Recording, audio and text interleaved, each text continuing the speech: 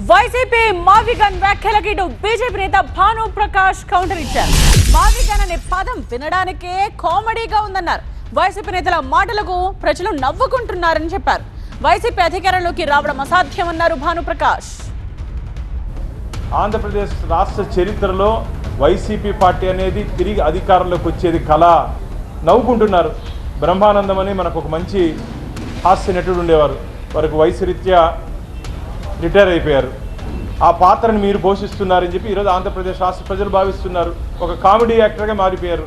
మీరు మాట్లాడుతున్న మాటలు కానీ మీరు చేస్తున్న చేష్టలు కానీ ప్రజలు నవ్వుకుంటున్నారు. ఆ వీడియోల్లో ఏందయ్యా గన్నేందయ్యా?